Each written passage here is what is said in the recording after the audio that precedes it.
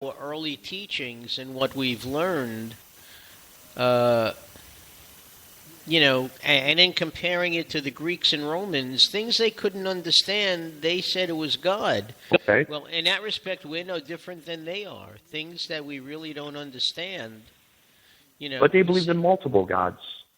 Excuse me? There were multiple gods. No, I know they believed in multiple gods. They believe, Apollo's chariot carries the sun across the heavens. Okay. Right. Mars is the god of war. Jupiter, Neptune, he's the god of the sea.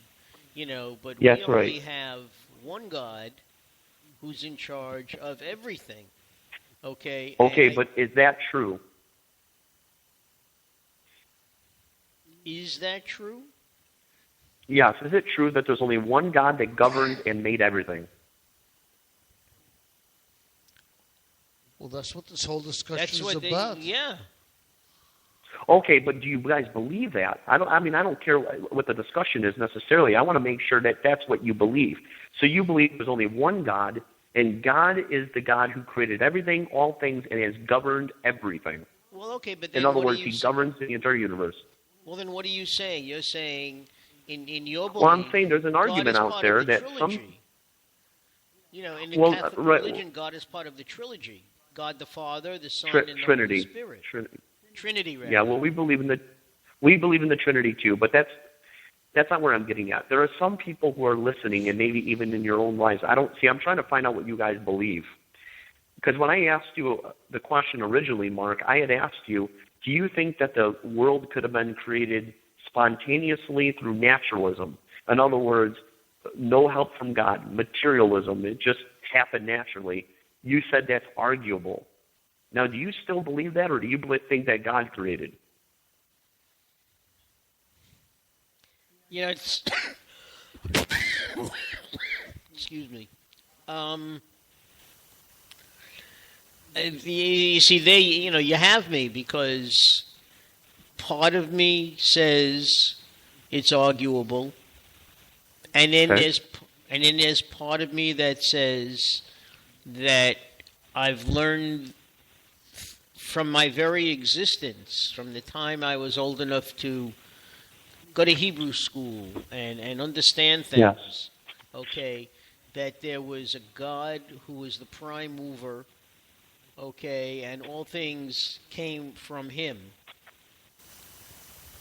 And then as I got older and I would go through school and take science classes or do some reading, the way people tend to do, you question, and I guess that's the stage that I was at, or maybe that's the stage I'm at right now. Okay. Okay.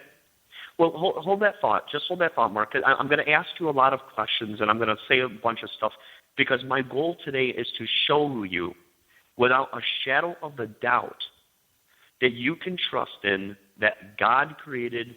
He is still involved in His creation, and He's a personal God. I'm going to show that to you. Now, whether or not you believe me, that's a different story. I think that's between you and God, whether you want to believe that or not. But I'm going to show you. Remember? Yeah. Go ahead. This afternoon, we were discussing. And we fought. Excuse me? We were punching each other. Oh, we were terribly. punching each other. It was awful. It was awful. This was through the phone lines, ladies and gentlemen. Yeah, your fist was going through the phone. It was amazing. Let me tell you. How when we were talking about Abraham and Isaac, okay? Yes. And we were talking about in the world in which Abraham came from, it was quite common for angels to come down and have contact with people, okay? And that's why it was so important for people to welcome strangers and be very careful, because you don't know who the stranger is, all right? And obviously, Sarai, that was her name before she became Sarah, and Abram, before he became Abraham, because of their good nature, were told by the angels that after 100 years of waiting, they're finally going to have a child of their own. And, Right. And then you have, I don't know how old, I mean, they don't really tell you in the Bible how old Isaac was when Abraham was told to sacrifice him. It's very possible he was close. He might have been a young child, or he might have been close to his bar mitzvah, 13, when a child becomes a man, and he becomes a child of the Testament. Okay, and God tells Abraham to sacrifice his only son. And you and I were talking, and I was saying that if this happened today, we'd think the guy was nuts. You Right. know, I mean, try explaining to a cop, or a judge, that you were going to kill your son because God told you to. I mean, hospitals are filled with people like this. Right. And then, of course, we got off on the tangent of Isaac and the sacrificial lamb and Jesus, okay, which are obvious analogies, okay, and we also went off on a tangent about, the Jewish people bringing sacrifices for the Passover, okay, around the same time that Jesus came into the temple to preach and questioned the fact that, the temple should be a house of prayer, okay, and not a place to do business, which I find very strange only because between synagogues with their bazaars and churches with their bingo, okay, it's in this day, it's kind of tough, Right. to live up to something like that. But I mean, from one you generally can see how you go from one to the other. I mean, am I making any sense? I don't know. I don't. I hate to think I'm rambling on. I'll be honest with you. I'm not following where you. What's your point? Like you.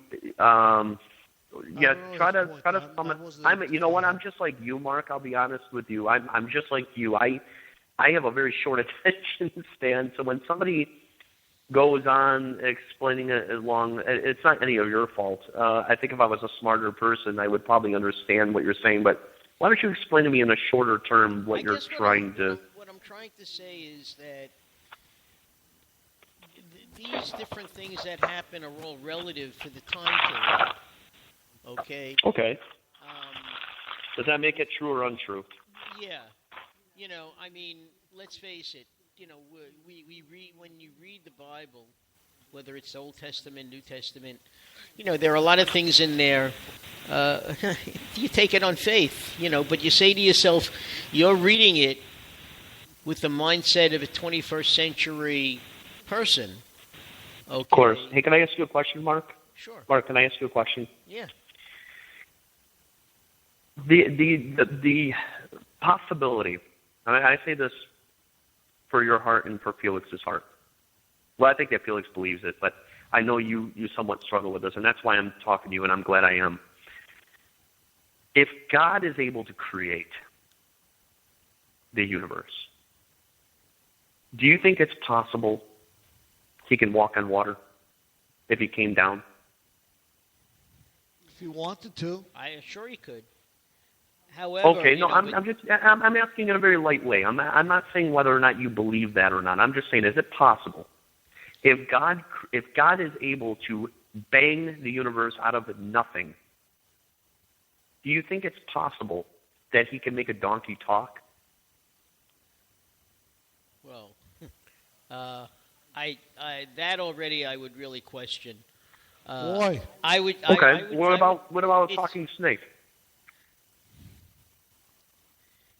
I'm saying if God created, he made all molecules, everything in motion, every water, every proton, every I guess God could do cell, anything every atom. God could do anything he set his mind to. Exactly. So I'm going to ask you that one again.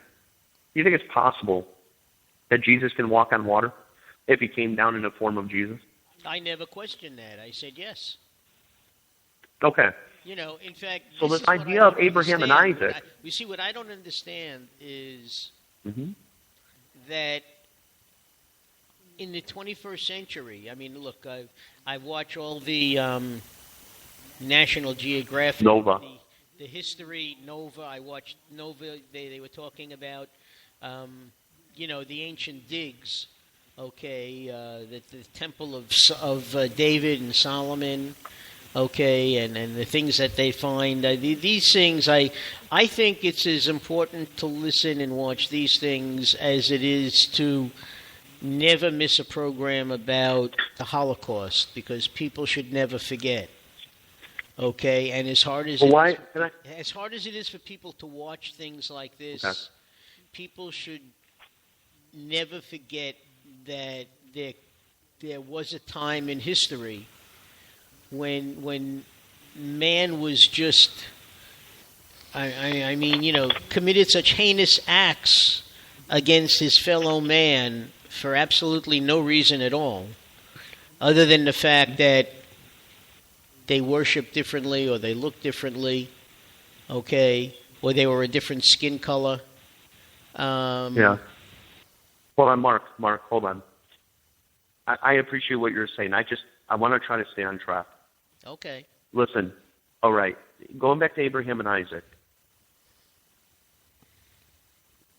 with that concept of it's possible that God can do whatever he wants at any time, would that change in time because of time, or would it change at all, or would it stay the same because God is always the same? It shouldn't change, I think, Okay, now, because we live in the 21st century, hold on. Because we live in the 21st century, and because Nova has whatever program you're watching, look at, men are trying to solve the age-old question, where did we come from, and what is our purpose, for a long time.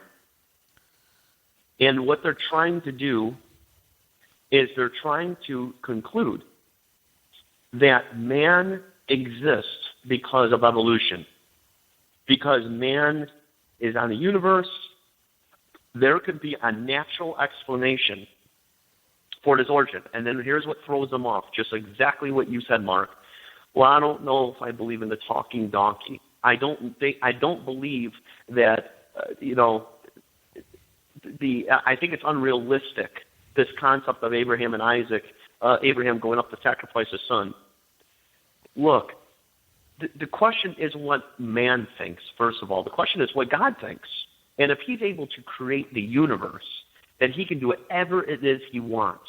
So let's go back to origin questions. We already concluded, I think we all agreed, that in the beginning there was nothing. There was no time, no space, no matter. Agreed, right? All three of us? Right. Mm-hmm. Okay. We also agreed that in order for the universe to begin, it needed a cause. But not just any cause. Not like I drop a seed in the ground and it grows into a plant. That's not the same cause.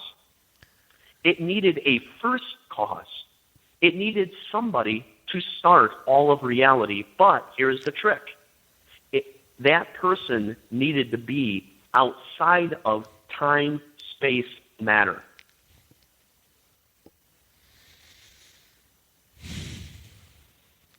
Does that make sense? Yeah. Okay, so in other words, whoever created this universe has to be outside of time, space, and matter. And if I said to you that we live in a reality in which we live, I would argue that the consistencies of reality don't come from anywhere else but this concept of the biblical God. And I don't care who disagrees with whatever stories they want in the Bible, that doesn't validate whether or not God exists. Listen, here's what's consistent. In the beginning was nothing. Something created time, space, and matter. We know that time, space, and matter did not create itself. It's impossible. It would be like you saying, right now, any second, this whole audience is going to experience a hippopotamus, and he's going to appear out of nowhere. He's going to defecate all over your living room. Nobody's worried about that.